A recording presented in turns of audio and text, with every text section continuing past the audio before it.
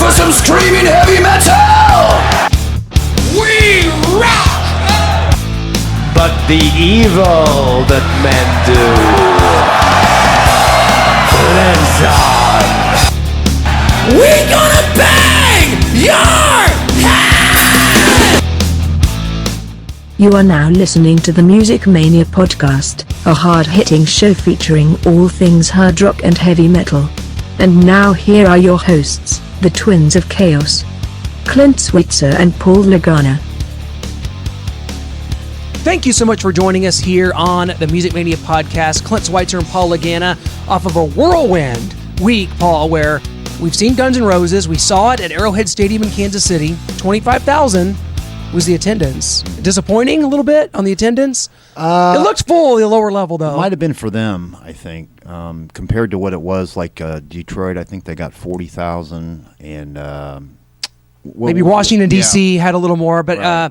Really the whole lower bowl was filled when you're talking about a band like Guns N' Roses. Paul, it had been 24 years since they'd been in Kansas City in this incarnation. I have to admit, it was an amazing show. Axl Rose is in top form. I have to really give them props. This is how you do a reunion. I know it's only 3/5 of the members. Oh my goodness, I was blown away. I was really blown away. Slash, I figured was going to be good, and Duff, obviously. But when we saw Axl back with Guns N' Roses and the Chinese Democracy, what was it, about 5 years ago? Yeah. I wasn't impressed. So, to me, Axl was going to be a question mark, but boy, did he come through. Buddy. Oh, it was a great show. It was just one of those. It was an event. We went out there, had some some really good seats there at the side of the stage. Alice in Chains was solid, and Guns N' Roses just really, they did not disappoint. We're going to talk about that and much more with our guest today, which is going to be Eddie Trunk. Yes, Mr. Eddie Trunk, and his show, Eddie Trunk Rocks, is going to be syndicated here. If you're listening in Kansas City on 98.9 The Rock, 9 to midnight, I believe. And I'll tell you what, guys, Eddie Trunk's, when it comes to doing this, basically he's like us, only a million times better, is what this would equate to, right? Well, he's probably the most respected DJ, I think, for our genre of music that we do. If you talk to any of the band members and the bands that we actually talk to, there is nobody more respected in that genre than him. We're going to be talking to him, guys. Thanks so much for joining us. Of course, always hit us up. Thanks for listening on iTunes or YouTube, whichever one you choose, and hitting us up on all of our social medias. And so, Eddie Trunk, like you said, the reason why that is because he's established himself in the music business for 30 years. People trust him. He doesn't go spew a bunch of gossip out there. He's very professional. That metal show, again, one of my favorite shows from VH1 Classic. We're going to ask him about that. His new show, Reel to Reel, on Access Television, and really all the things he's been up to, the shows he's been seeing. Of course, we were supposed to catch up with him at Rocklahoma in the media tent, and we missed him. He was out doing his hosting duties, and we missed him. We did get to see Texas Hippie Coalition, though. That was kind of scary. That was very disappointing, actually, to miss him. But I'm so anxious to talk to him now about everything he's doing now. As you said, the show. I also want to talk a little bit about, and he actually hopefully will mention something about VH1 Classic as well, because that's what that metal show was on, and I really want to hear about where that might be going. Well, we've got Mr. Eddie Trunk on the line right now. Eddie, welcome to the Music Mania podcast, man. Thank you so much for joining us. What's up, and how's everything going, man? Great. Very good. Thank you. Thanks for having me. Definitely having a busy summer, I know. You've got your new show, the Access show, Reel to Reel, which premiered on May 31st. I know you've had a busy summer hosting events. You were at Rocklahoma, which, by the way, we were going to catch up with you there. We missed you in the media tent. It can get pretty crazy at Rocklahoma. Man, how's your summer been going? I know the new show's come out, and it's had some really good reviews so far, Reel to Reel, that is. Yeah, thank you. Yeah, Rocklahoma was a lot of fun, as always. It's been great to host that every year since it started for 10 years now, and I try to get out there to the media area as much as I can, but they keep me kind of close to the main stage, especially with weather concerns. They want to keep me around there in case we have to kind of clear the crowd, and unfortunately had to do that only one time this year, but it wasn't all that bad. Nothing really took place, so that was a good thing. And as far as the show on Access, it's a lot of fun to do. It's for people who have Access TV and who've seen it, it's really just a hosting gig. I always have to warn people about that because a lot of people thought it was kind of going to be like some sort of version of That Metal Show or some sort of interview show or what have you. But it's really just me providing some information about the films that Access is showing. And I shot everything for that in L.A. a couple months ago, so it was all done in advance. So they're just rolling it out now, and the way with how much stuff I shot for that series, it's probably going to be on for about a year as far as the content that I did before and after and during the films. But it was a lot of fun to do. I'm a big fan of music documentaries, and I know they premiere a new one every Tuesday night and have been repeating it. So it was a cool thing to do coming off of That Metal Show, and we'll see what it leads to. Well, it's definitely a great show, and of course, it's people, like you said, may expect a That Metal Show type situation, but you've been adamant, you've been explaining that on your own podcast about what the show is, and it's been getting a lot of really good reviews. And you talked about Rocklahoma. We were there. This is it's funny because I was at the first Rocklahoma in 2007, and I was at this one, so it's amazing to me how the event has changed since I was first there, when it was headlined by Twisted Sister and it was all 80s bands, and of course that suits me just fine. But it's crazy to see how it had evolved here in 2016 when you had such an eclectic mix and the 3 stages and the crowd was much bigger. I mean, how has it evolved? I mean, you've been to every one of them. How crazy has it been? And to see that evolve to the level where I think this year it had a record attendance, I think 25,000 a day. We were there to see the Scorpions Saturday night, and that was fantastic.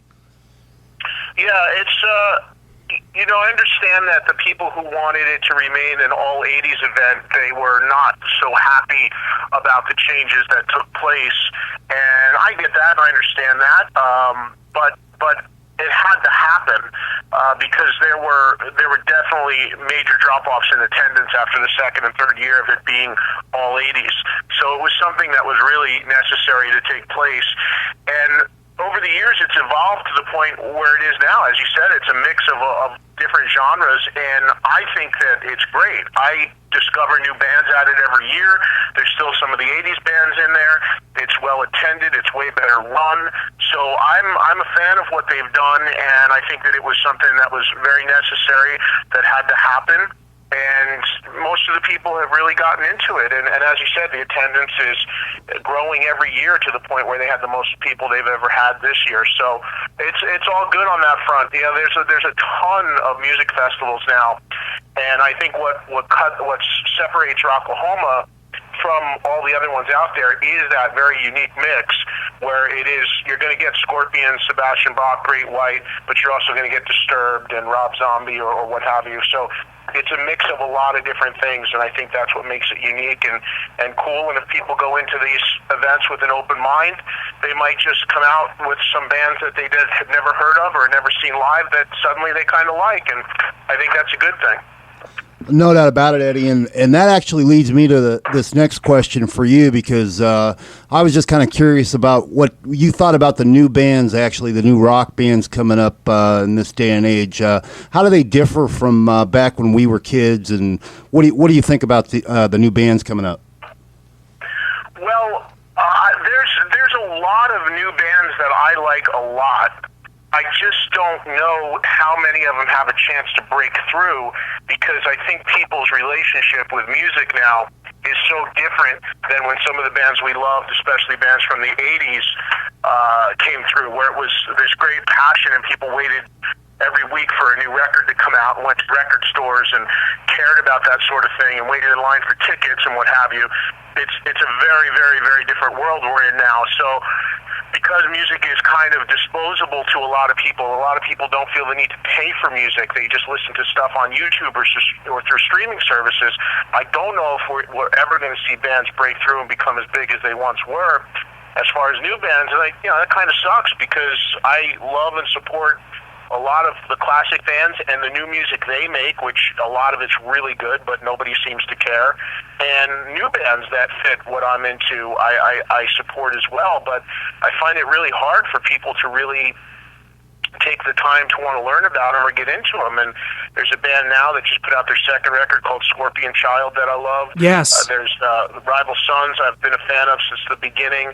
There's a lot of cool bands that are coming out and new ones that I'm hearing about every day, and it just seems so cluttered. It's hard for them to stand out. It's hard for them to make a mark and to really get people to play and support their music. So I don't know what the future holds, but I feel that it's great that there's so many of these new emerging bands. And like I said, it's so hard to find people who care, but I think that there's a ton of bands that have been around 30, 40 years that are still making new music, and it's really, really good, but nobody plays it. And when the bands try to play it live, the beer lines and the bathroom lines line up. So I wish people had wanted to embrace some of this stuff a little bit more, and I hope there's ways for it to break through, but I find it to be very challenging.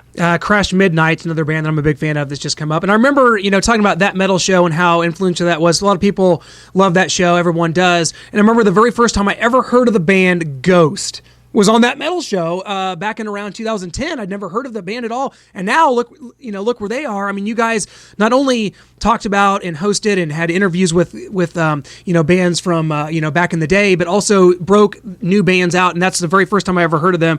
And you're talking about That Metal Show, I want to go into this because of course it's the show itself's in a holding pattern. No one's quite sure when it's going to come back. You were very adamant in talking about that every week on your podcast on Podcast One. But in July 14th at Vamped in Vegas, 16th at the Whiskey A Go-Go, one of my favorite venues in the world, and in Corona, California then on the 16th, you are going to be doing That Metal Show live with Jim Florentine and Don Jameson. Just tell us a little bit about what people can expect from those live performances. Yeah, well, it's really important for people to know it's something we've been doing for a few years now, and when we do club shows, it is not in any way a taping of That Metal Show. It is not That Metal Show's format at all. All it really is a stand-up comedy show, and that revolves around the three of us, obviously, from That Metal Show. So we have a great time when we do it. We do anywhere from 15 to 30 of them a year when our schedules permit. And we get out there on the road together, and we have a great time. And there's elements of the show just because it's the three of us, but we always are very careful to let people know that it is not a TV taping, but they can come and see us. And how it works is I come out and tell some stories and set the stage for the night. Don will come out. Both Don and Jim, for people that don't know, their background is stand-up comedy, and that's what they do for a living. So Don will come out, do some stand-up for a bit. Jim comes out, does stand-up for a bit. We all come out together. We do Q&A with the audience, which goes in any direction. And then we end with live Stump the Trunk and give away prizes to people who stump me in the audience. So it's interactive, it's fun, it's something we've done for a long time, and it's just a good way to get out there and connect with the people and get a chance for us to see them to see us. And in a way now, because as you mentioned, we are in this sort of holding pattern and we don't know what and if there's a future for the show, it's also a good way for us to kind of keep it out there a little bit. I mean, thankfully, VH1 Classic is still replaying old shows, so it's still on people's minds and people are still seeing it. There's a lot of people that don't even know that the network's not doing any new episodes anymore because they're still showing it. But for us, it's a way for us to make a little extra money too, being totally honest with you. So it keeps everything going and keeps us out there and keeps us in contact with the fans. And of course, as soon as we know if there's going to be new shows, we'll let people know. Well, I'm for one actually up for anything to do with That Metal Show. That was one of my favorite shows on VH1 Classic. So yeah, I got to tell you, it's been an incredible ride. I don't know how many people know this, but I've been a host on VH1 Classic since 2002, and that's how That Metal Show came about. I worked there for 5 years before as a host and a VJ before That Metal Show even came about, and I pushed really hard to get it on the air, and I'm very proud of it, and I'm very proud of the impact that it made and the mark that it made. And to this day, I mean, I went to see Whitesnake here in New Jersey last night, and literally every person in the crowd came up to me and said they loved the show, and or some of my radio shows or podcasts or whatever the other stuff I've done is, but to see the impact it made and how important it is to so many people, it really means a lot to me because I worked incredibly hard to get and keep that thing on the air. And again, I don't mean to talk about it in the past tense because I just don't know what the future holds. Anything can happen here. I mean, we're looking for a new network. If we can find one, we're all going to do it again tomorrow. This isn't one of these cases where the show went away because it was over money, or there was a falling out, or we don't get along anymore, or we had a fight with the network, or we're holding out for anything. None of that is the case. It's just the case that the network doesn't want to spend any money on anything anymore, including new shows. And what I was told, and a lot of us were told, is that actually VH1 Classic as a channel is going to go away. It's going to change. It's going to turn into something else. So that was the reason. That's the real reason why they're not moving forward with not only new episodes of That Metal Show, but anything. If you watch it, it's nothing but repeats and movies and things that the channel owns already. So I think that there's a much bigger chapter to be written, unfortunately, for that channel as a network in and of itself. And as I said, I have tremendous history, way more history there than anybody would ever know, or probably many people don't know, that goes way beyond That Metal Show. And it was a huge part of my life, and I'm sad to see it kind of disintegrate like it has been. But we'll just have to watch and see what happens, and we'll find out together. Unfortunately, a lot of the people that I worked with there that were part of That Metal Show are gone. When That Metal Show was canceled, a huge amount of the executives left or were let go. So it was a whole house cleaning, and now it's just basically on autopilot, and nobody knows what's really going on. Wow, a little bit of breaking news with the VH1 Classic thing, huh, Eddie? Yeah, you could say that. I mean, people have mentioned it here and there, and it's come out a little bit, and I don't know how many people have really taken note of that, but yeah, I mean, there's definitely something going on, and it's one of the things that we were told, although it was supposed to happen months ago, and it hasn't yet. I don't know how many people noticed this either. You know, VH1 owns another channel called Palladia that shows all concerts and stuff. Right. And people, this kind of flew under the radar as well, but if you turn that channel on and you have it, that channel is now called MTV Live. They right. changed the branding of that channel. So this is a network-wide sort of thing that's going on there, where they're bringing back the MTV name to some stuff. The thing I heard is VH1 Classic might be rebranded as MTV Classic. Wow. So I don't know. I have no idea if that's still their plan, because unfortunately the people, almost everybody that I worked with there for all the years is no longer there, and I'm not sure if that's still the agenda or not. I'll be darned. Well, let's hopefully, I've always been a fan of that both VH1 Classic actually and Palladia, so I'm hoping they're still on the air. But Eddie, for VH1 Classic, for me, I got to tell you, it's incredibly frustrating because as I said, it's been an enormous part of my life, and I will never have any ill will towards them or anybody that works there, regardless of what happens. But for me, the thing that I will always think of is what could have been. Because with all the great stuff that we did with That Metal Show, there's also so many more things that we could have done. But the network wasn't willing to do it because they don't have budgets and money. I don't think people realize how minuscule the operating budget is at VH1 Classic. So many times people would make the mistake and say That Metal Show was on VH1. It never was on VH1. It was always on VH1 Classic, and that is a huge distinction. Because right. VH1 Classic is the sister channel that has like a 1/100th of the operating budget. And they were never funded properly. They were never fully funded as a full-fledged channel to do original shows. So it was a battle from day one to make That Metal Show work. And that's why there's a lot of things that people asked about that they couldn't figure out, basic things that never happened. Why don't bands play on the show? Well, they wouldn't pay the publishing. Why isn't the show in HD? Well, the channel never decided to bump up to go to HD. So there's a lot of like basic TV things that just couldn't take place because VH1 Classic was a baby channel in the big scheme of things. Wow. Well, Eddie, let me ask you this, because I know for a fact, obviously, you've interviewed hundreds of musicians, probably been, a host of thousands of shows. Do you still get excited when you go to a concert or, see a show, host a show, that type of thing? Sure. absolutely. I mean, some more than others. Some I'm there honestly in a working capacity, and it's something I have to be at, and that's fine. I could be doing a hell of a lot worse things for a living. And then there's other things that I'm at because I'm working and I want to see the show. And then there's other things I'm at purely because I'm a fan and I want to see them. Like, for instance, this Friday night, they're not a metal band by any stretch, but I'm a huge fan of Soul Asylum. And they're playing in New Jersey on Friday night. I have no business function, work function there whatsoever, but I'm extremely excited to go because I don't see them all that often, and they're a great live band, and I'm looking forward to seeing something a little different than I normally see.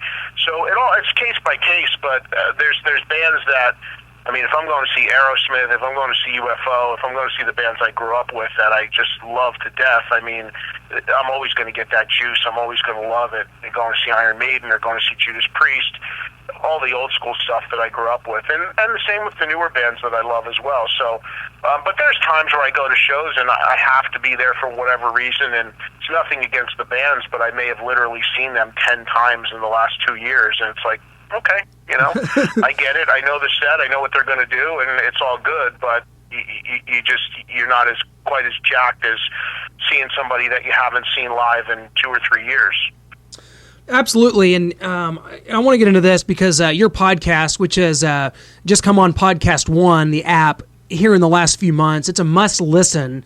Really, among rock fans, I look for it's every new episodes every Thursday. I'm always looking for it when I'm at the gym. I always listen to the Eddie Truck podcast. In fact, I was emailing back and forth with you last week while I was listening to the one with Michael Schenker, which was awesome. I've always wanted to get him on our show as well. In fact, one week I think we had JJ French on our show, and then you had the whole band Twisted Sister with you. So, what has the podcast experience been like, kind of versus your syndicated radio show? Well, I started. The podcast actually just turned 2 years old this week, or last week was the 100th episode, or the 102nd, I'm not sure, but it just turned 2. So it's been great. I'm shocked at how much it's taken off and how much people enjoy it. I am really happy. I hear from people all over the world that listen to it. I resisted doing a podcast for a really long time because I already have 2 radio shows on 2 different platforms, and I was like, well, what am I going to do on a podcast? It's going to be a bit redundant. I can't interview somebody 3 times for the same thing in the same week. So I put off doing it for a long time. And also, there's so many podcasts out there that I just felt it was kind of like, I don't know, it might be spinning my wheels a little bit. But most people pointed out to me, well, the difference is that I'm fortunate to have a following and people are going to want to know about it and come to it. And also that I could maybe do some different things with it. So that's what I've done, and it's gone really, really well. And when I say different things, a perfect example is that, as I mentioned, there's a few. I enjoy talking to people in all genres of music, and on the radio side, and what I'm far and away I'm best known for is hard rock and metal, and that's great, and I have no issue with that at all. I mean, that's where my bread is buttered, and that's what I'm most a fan of.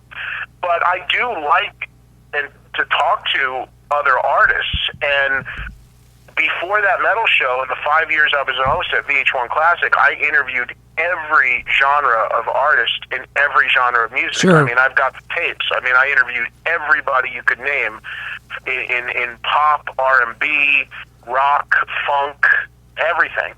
So I kind of miss doing that, and one of the things I thought about with the podcast was like, well, maybe there's a chance that I can do a little bit of that. Because if I had some of these artists on the radio show, it's not quite a fit. But if I can, on the podcast, kind of anything goes. So although the huge majority of the podcast has been hard rock bands, I have had episodes where I interviewed Pat Benatar. Yeah. Had an episode where I interviewed this band Angel from the 70s. Absolutely. Which, honestly, for people that are into them, that's a huge deal, but there's a ton of people who have no idea who they are, so it's a little bit of a hard sell on TV. I'm sorry, on my radio show. I mentioned Soul Asylum. I love Soul Asylum. I just did an episode with Dave Kerner. That's not going to work on my radio show, but it's great for the podcast. So I love doing that sort of stuff there. Jamie Josta from Hatebreed is on my podcast tomorrow. Again, not really a fit, but more a hardcore guy, but not really such a great fit for what I do in radio. But Jamie's a great guest, and he was great for that. So it's a great, I've had record producers on. I can't really do an hour with a record producer on radio, but I can on a podcast. So I've done that in conjunction with also repurposing some of my interviews and getting them out there. And it's gone tremendously well. People really love it. And it's also important to me that I keep it free. I mean, there is advertising in it, but I try to, as long as people don't mind the ads, and that's the trade-off for it to be being free, it's available to everybody, and you can get it anywhere in the world and on demand. So I liked all those aspects of it, and I'm glad that I did it. It seems to be something that people really like and look forward to. Oh, absolutely. I highly recommend the Eddie Trunk Podcast on Podcast One. Download the app and get those episodes for free, at least for the first, I think, 6 or 8 weeks. Those are on there for free. Yeah, that's a new thing, too. You know, it's on iTunes as well, but that's an important thing that just happened, because once we got past a couple years, they realized they can't archive the years of them forever. So for the last 4 to 6 weeks is they're free, and then if you want to get into the archives, then you there's a small charge, and it's behind a paywall in order to get older episodes, which I don't think it's much more than a couple cups of coffee, to be honest with you. And if people are new to it and want to check it out, there's some great stuff that I did the last couple of years that I'm sure people would like and find worthwhile. But you definitely want to grab it in the beginning so you don't have to worry about that. Absolutely. And Eddie, we got some big summer concerts. In fact, by the time this episode of the Music Mania podcast airs, Paul and I will have seen Guns N' Roses. So we'll just go ahead and say it was awesome. Great time. Guns N' Roses were great. But so you saw the show in Vegas. I know one of the two Vegas shows back in April. Axl, of course, has been fronting AC/DC since then. The tour starts off again. Again, by the time this podcast airs, we will have seen the show. They'll have had a couple shows under their belt. How do you think this show is going to translate to stadiums? Because I know they've added a second show in Foxborough. I think they added a second show in Chicago. The demand, the market research that had to have gone into this has to be astronomical to put this band in stadiums. And Eddie, it's working. The ticket sales are high, and it's going to work, at least for this tour. From what I was told, ticket sales are great in the big markets, and in some of the smaller markets, maybe not as strong just yet, because I think it is a high ticket price from what I'm told. But people want to see this band, and they want to see Slash, and they want to see Duff, and they want to see Axl together. And what I saw in Vegas was special to see those guys on stage together again. And for everybody that will grumble about Steven Adler not being there or Izzy not being there, the masses are still turning up. So it's good to see. It's good for rock music. And I was actually texting with Slash earlier today, and we were just talking about the tour starting and wished him luck with everything. They play here in New Jersey. I'm actually out of town, but I will be in LA when they play there. And there's a chance I may get in the car, and they're playing D.C. on Sunday. I might drive down to D.C. and catch that show. So we'll see what happens, but I'm glad that they're doing it. I think, fingers crossed, maybe Adler pops up at a couple of shows and plays a few songs, and I'd really like to see that for Steven. He's a good guy, and he really wants this really bad. So we'll see where it goes, but it's the vibe seems to be good, and hopefully Axl will now be able to move around a little bit. In Vegas, he was stuck in that chair, but he sang great. So we'll see how it all turns out. Definitely. And I tell you what, Eddie, we want to get to our final 4 drum roll right now, which is a quick 4 questions, and it can give us a quick 4 answers. And that's how we'll do it here to end things. And it's just been a pleasure. And again, guys, go to eddietrunk.com. It's got all the info, all the live dates, the hosting, the events. It's all there. eddietrunk.com. And of course, here in Kansas City, those are listeners that are local here in Kansas City can listen to Eddie Trunk's radio show, Eddie Trunk Rocks, which is going to be syndicated as of this Sunday, 9 to midnight here Midwestern time. So be sure to check that out. Can't wait to get a dose of that, Eddie, here in the Midwest. That goes for us too. Get to hear that for kind of the first time. But our final full drum roll will start like this. Do you have Any bands remaining on your concert bucket list? Well, Led Zeppelin, but I guess that's not possible. Right. I think they just turned down $14 million to play, so I don't think that's going to happen. I never saw Zeppelin with the original lineup. Obviously, that's impossible with Bonham being gone, but just even to see him in any configuration again would be pretty cool. But no, I mean, there's stuff I'd love to see again. I would go anywhere in the world to see UFO one more time with the Strangers in the Night lineup. I love Aerosmith. I love to see them with. I mean, they've been the original band forever. I think I'm going to get one more swing with them. Van Halen with Michael and Roth, or Michael and Sammy would be cool. So the iconic guys that are still out there, still knocking around, would be really cool to see one more time. I mean, Sabbath is ending. You know, my mind always goes to the bands that I grew up with and what's left of them. And I mean, I grew up a huge Kiss fan. There's rumors that Ace would come back. I don't know if there's anything to that, to be honest with you, but that's out there. I think Peter's pretty much done, unfortunately, as far as being able to hold out hope for all four originals again. But, you know, stuff like that would be really special to me to see one more time, but I have no idea if any of that's going to transpire. Okay, Eddie, this one's after my heart here. If you were creating a hard rock supergroup, who would be your drummer? Wow. Boy. Mine's Vinny Appice, if that helps. You know, I just saw Vinny play with Last in Line at Rock Oklahoma. Yes. He's still so He hits so hard. Unbelievable. Such a beast still, as is his brother. They're guys that age has had no impact on. They're just still amazing players. Damn, there's so many guys that I love. I can only get one, right? Yeah, just one. Let me see if you get the one I want. Well, let me ask you this. Do they have to be living? Absolutely. Yeah, living. Okay.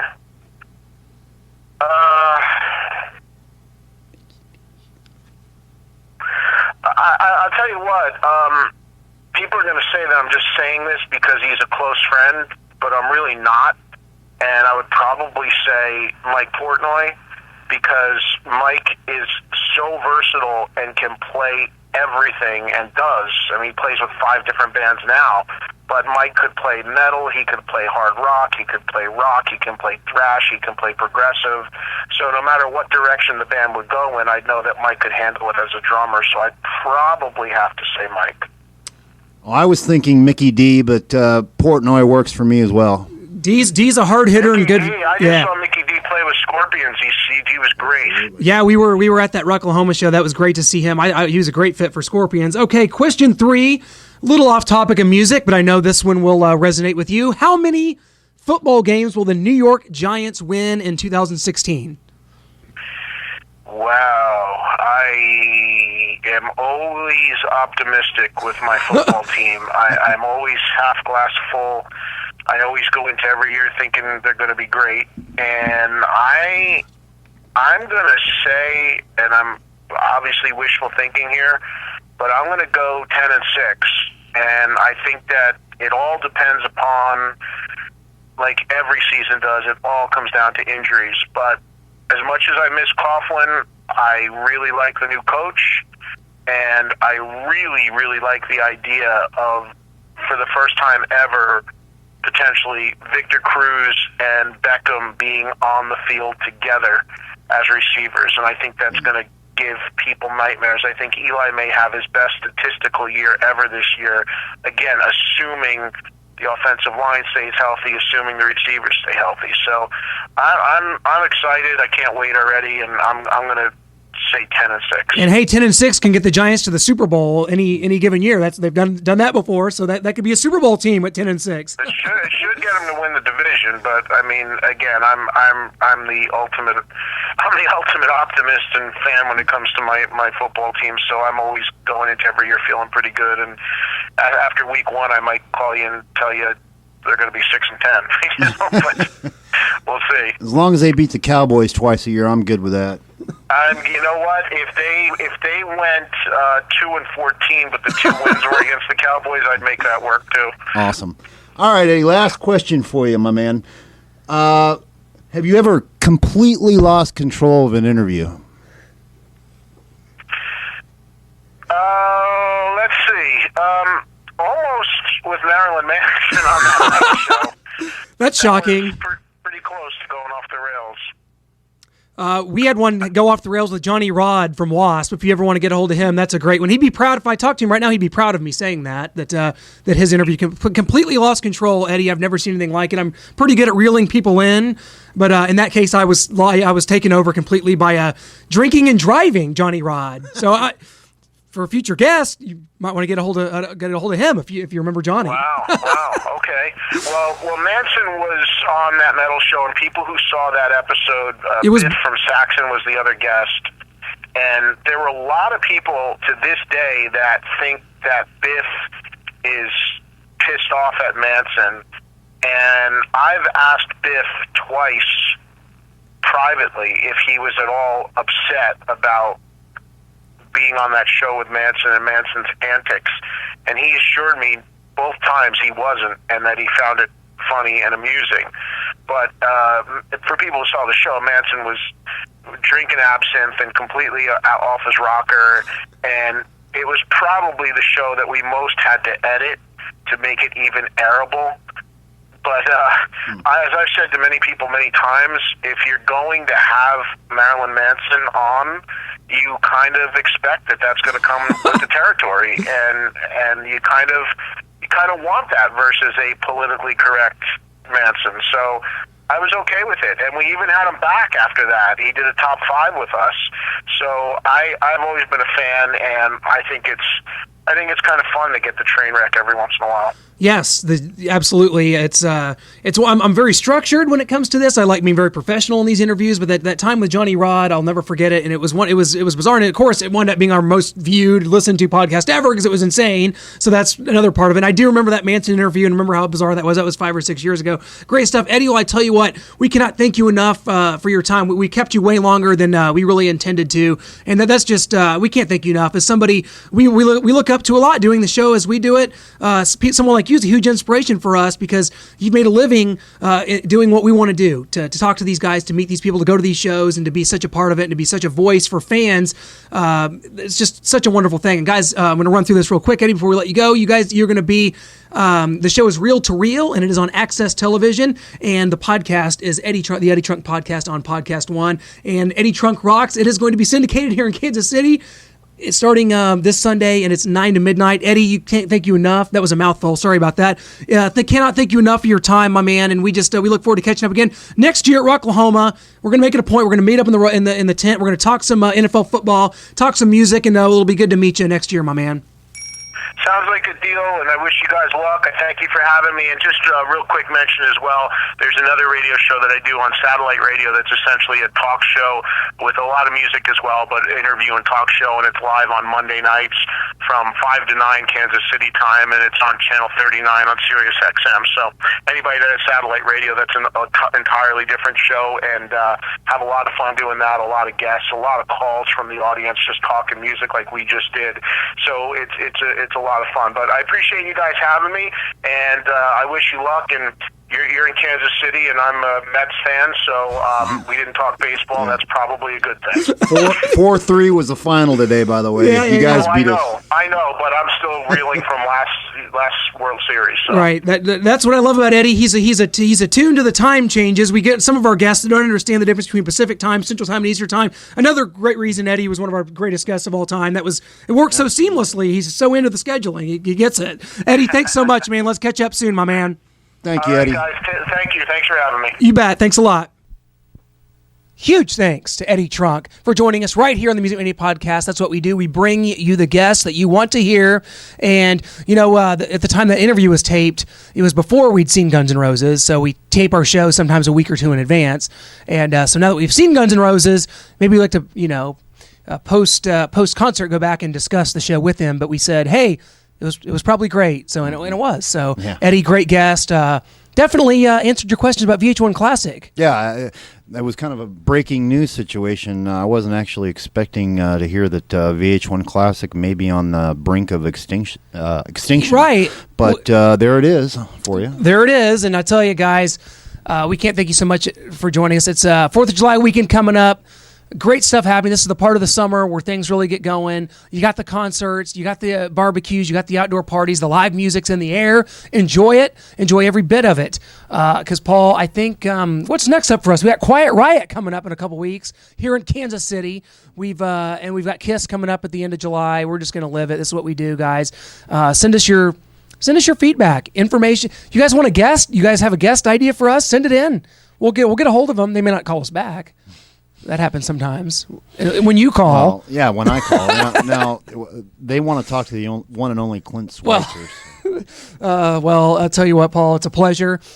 Great going to Guns N' Roses with you. We got to finally see him. Of course, we did go together, that's right, in 2011, the Axl, the Chinese Democracy kind of era, 2011 version. But hey, Guns N' Roses, classic show. The infamous era, by the way. For more reasons than one. Can't thank Eddie Trunk enough. Be sure to check him out on all his shows. It is a mouthful, Reel to Reel. He's got his XM syndicated show and his radio show, which is now syndicated here in Kansas City. Check them all out, guys. Thank you so much. Enjoy the 4th of July. Guys, it's my favorite holiday, man. Or maybe third behind like Christmas and Arbor Day. Right. No, 4th of July is up. It's better than Arbor Day. Make sure all the fingers and toes stay intact as well. And it goes for you, too. Yeah, for sure. But we'll see.